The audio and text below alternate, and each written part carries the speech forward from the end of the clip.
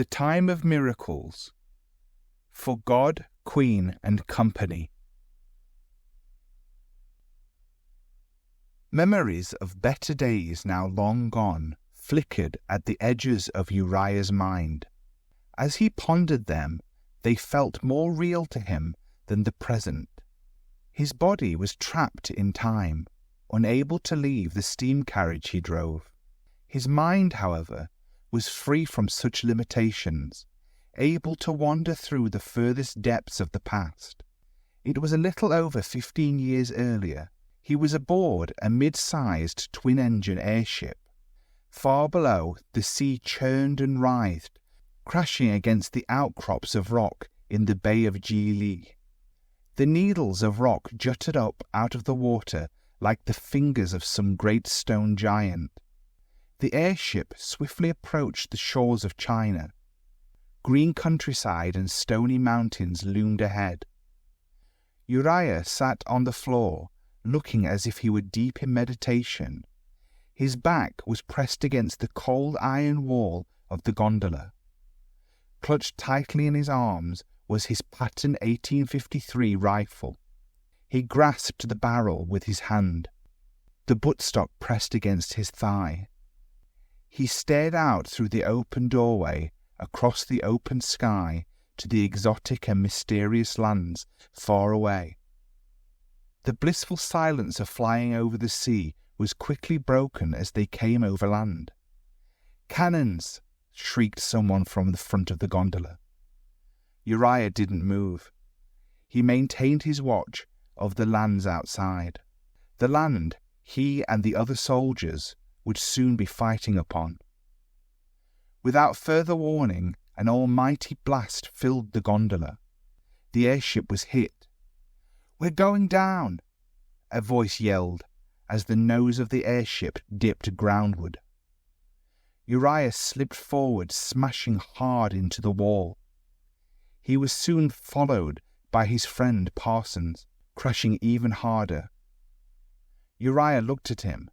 His face seemed strange, almost ghostly. Blood poured down from his scalp and over his face. "Parsons?" Uriah called. Parsons turned to him and, with his last energy, thrust a strip of cloth into Uriah's hands. "The flag," he murmured, tearful, his eyes filled with understanding that this was his end. "Protect the flag." Uriah looked down at the cloth and recognized it as the flag of the Consortium of Information Millers. It was simple, split into 3 horizontal bars, blue on top, white in the middle, and black at the bottom. In the center was a large grey 5-pointed star with a white outline, making it look as if the center white bar bled into the others. Uriah was a soldier of the army of the Consortium of Information Millers, tasked with fighting for the interests of the companies that made up the consortium. As the airship graciously plummeted towards the ground like a baby bird falling from its nest, Uriah braced for impact. A spite-filled hit to the back of his head snapped Uriah back to 1873, back to the present. "Didn't you hear me, you stupid oaf?" snarled Charles Robert Wentworth, the son of his employer. "I said we want to go to that place back there." Since his days as a soldier, Uriah had found himself in the employ of Thomas Robert Wentworth, a minor aristocrat. He was essentially nothing more than a glorified chaperone to his spoiled children, and a driver when the need arose. This was one such night. He drove Charles and a group of his friends around various establishments in London. While they drank and partied, Uriah was there to protect them if needed. Charles, at 19, had all the manners, maturity, and empathy of an infant. A lifetime of wealth and undeserved affirmation had moulded him into a petulant thug. "Hurry up," he hissed at Uriah, striking the back of the driver's seat with his cane. "Where did your father dig up this lackwit?" one of the boys chortled. The group laughed. They all wore fine, tailored clothing, evening coats, waistcoats, dress trousers, and walked with canes. On their heads they wore either top hats or bowler hats. The two girls with them wore colourful, elegant dresses and extravagant coats with large, dramatic sleeves. Both wore matching hats. "If your father had wanted a baboon, he need only have asked," one of the girls mocked. "My father could have brought him one back from one of his expeditions." She made no effort to disguise her infatuation with Charles, hoping to gain his affections. Uriah maintained his composure, unfazed by their harsh words. He was accustomed to this kind of treatment. Although Uriah had known Charles and his family for many years, the boy bore no love for him. Charles treated Uriah with the contempt he believed was warranted by someone of his class. Uriah pulled up the steam carriage outside an upmarket social club. He made his way around and opened the door. The group exited the vehicle one after the other without a single word of thanks. The interior was decorated with the taste and opulence expected of such an establishment. Large leather armchairs and sofas surrounded the finest tables and furniture. The upper crust of London society was present, dressed to the nines. Uriah stuck out like a sore thumb. The group sat down in a circle of seats and sofas. Uriah sat with them, but was ignored, made to feel as if he didn't belong, and was only there because Charles's father had demanded it. They laughed about things Uriah didn't understand, and had no interest in understanding. They ordered bottles of champagne, which Uriah wasn't permitted to try. Uriah looked around at all the patrons. How was it in this city there could be people like this, while there were others utterly destitute? Only miles from here, little children hadn't eaten all day. The shame of a place like this existing while that was allowed to happen sickened Uriah. During his surveying of the establishment and its people, he caught a glimpse of 3 Met constables sitting in a corner.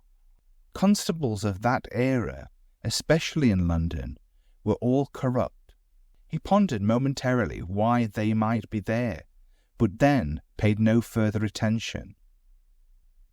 The group was currently entertained by one of the boys recounting a story about a maid who worked in his house. All the houses of the rich and wealthy had servants, ranging from 1 or 2 to large staffs of valets, housekeepers, butlers, nannies, nurses, and housemaids. The boy animatedly told the group how the maid had accidentally dropped and smashed a bottle of milk, infuriating his father when he heard about it. "My father was utterly livid," the boy explained. "She was made to spend 2 days in the box for that. I told her there's no point crying over spilled milk as they nailed her in." His cruel joke was met with over-the-top, insincere laughter by all but one of the girls. "What is the box?" she asked. "Oh, it's a punishment his father has for the servants if they get out of line," Charles explained. "They are literally nailed into a wooden container in the basement and forced to stand until released." The girl gave an obsequious giggle and covered her mouth. "Oh my," she tittered. Uriah listened without reacting. He thought about the fear the poor maid must have felt, nailed into a crate. He didn't want to be here, surrounded by these people. He doubted any of them had any concept of sympathy. They were heartless and rotten, he thought. He didn't want to listen to them any more, and he knew the only refuge from this place was once again in his mind and memories. He thought once again about the airship crash. It was a sheer miracle he'd survived. Even more astounding, he was unscathed, able to walk out of the mangled wreckage, now lying on the rocky ground in 1,000 pieces. The bodies of his brothers in arms littered the ground around him. He gazed up to see the maelstrom of airships and cannonballs flying overhead. The hit had been a 1 in a million shot. The airship appeared to be the only one hit, at least the only one shot down. They hadn't covered much ground when they were struck, and Uriah now stood alone behind enemy lines. He knew his only chance of rescue was to make it to Peking and meet up with the rest of the army there. He would have to cover roughly 100 miles, which would take about 3 days. He could reach Peking slightly sooner if he found a horse, however. In the far distance, towards Peking, he saw a small farmhouse alone in the countryside. They would surely have a horse, he thought. Apprehensive about the challenge ahead, he picked up his gun, the flag, and various other pieces of equipment he could scavenge, and headed in that direction. The rocky ground soon gave way to lush green grasslands. The smell of the sea was replaced by the scents of flowers, soil, and other countryside fragrances. The first couple of hours passed quickly as he walked at near a march. In those days, Uriah was younger and fitter. He kept his focus sharp on the house, which became clearer and clearer as he approached. He could now see its features distinctly. The courtyard with piles of drying crops and a small vegetable garden. The glassless windows were covered with wooden shutters, and the roof was shingled with wood. It seemed an almost idyllic life, Uriah mused. As he approached the house, the sun began its descent towards the western horizon, bathing the land in a rich reddish glow. No one was around. He looked through a small telescope he had in his bag.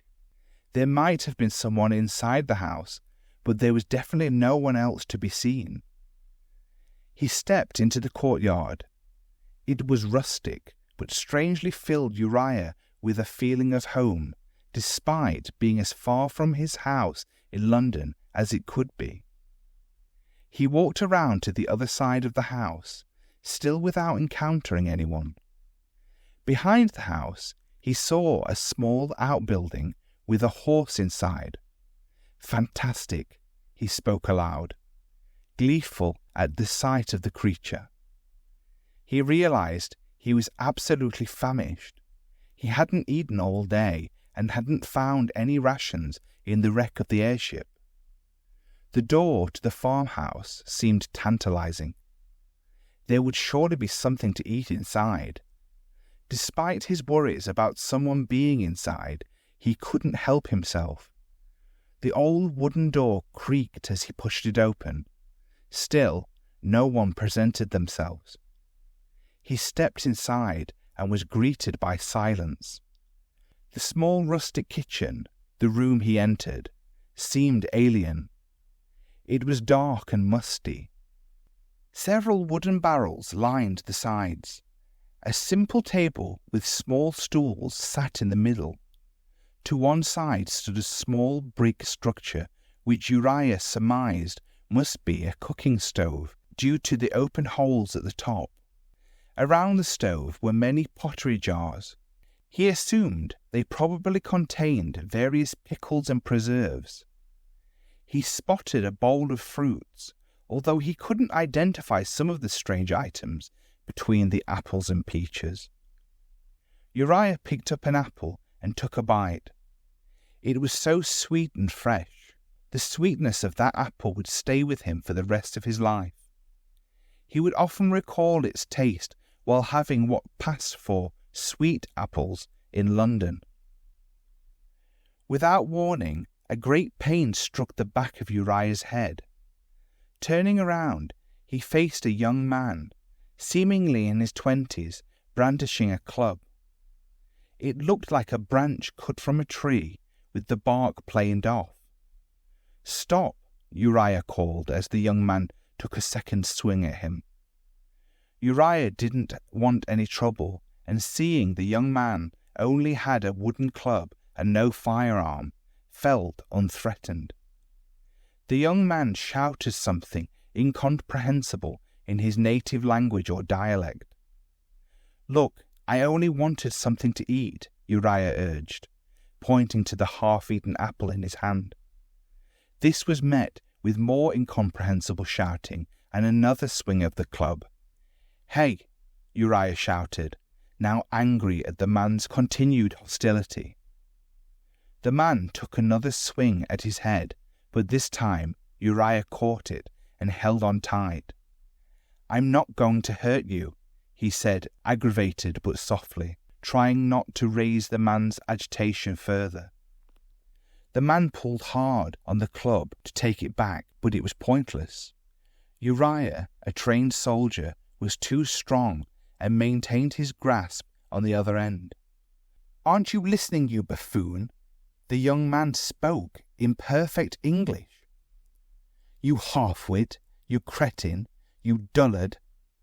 Each word made Uriah more enraged.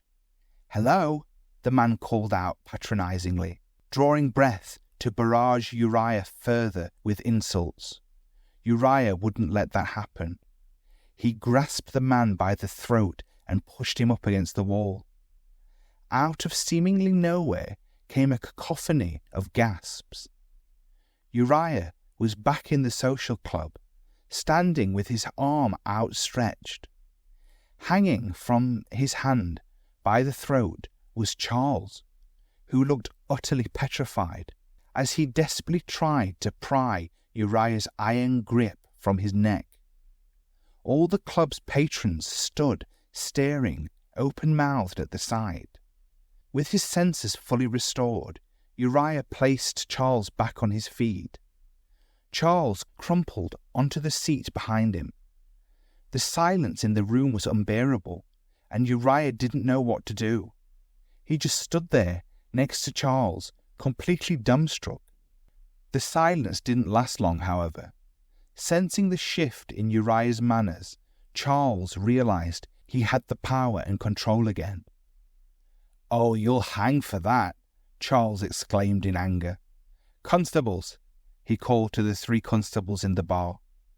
They were the only patrons who hadn't stood up during the incident, but they did now.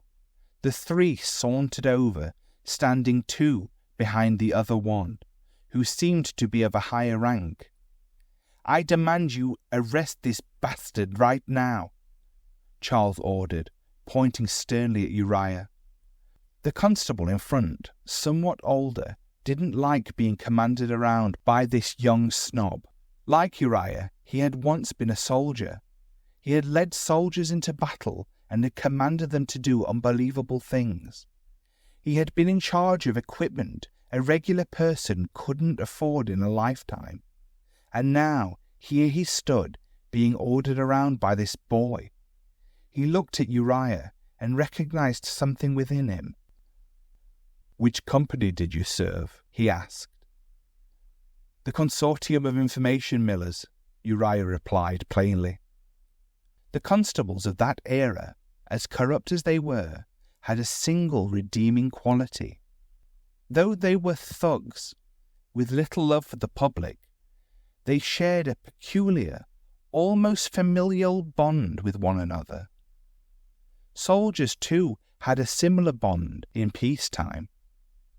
This constable felt it towards Uriah.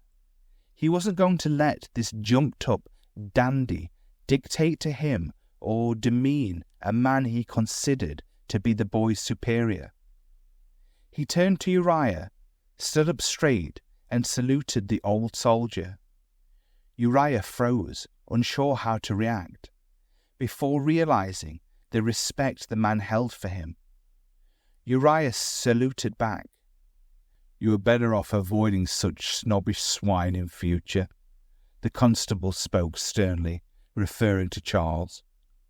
"How dare you? "My father," Charles started before being cut off by the constable, "is probably as much of an insufferable bounder as you. You'll keep your mouth shut if you know what's good for you." The constable's reprimand immediately silenced Charles. He once more turned to Uriah. "For God, Queen and company," he called out, saluting once more. "For God, Queen and company," Uriah repeated, saluting. He quickly turned and left the social club. He was never sure what happened to Charles, his friends, or his father after leaving the club. However, they never sought retribution for the incident. Thank you for listening. If you enjoyed this story and would like to hear more in future, please comment, like, and subscribe. It really helps the channel to grow.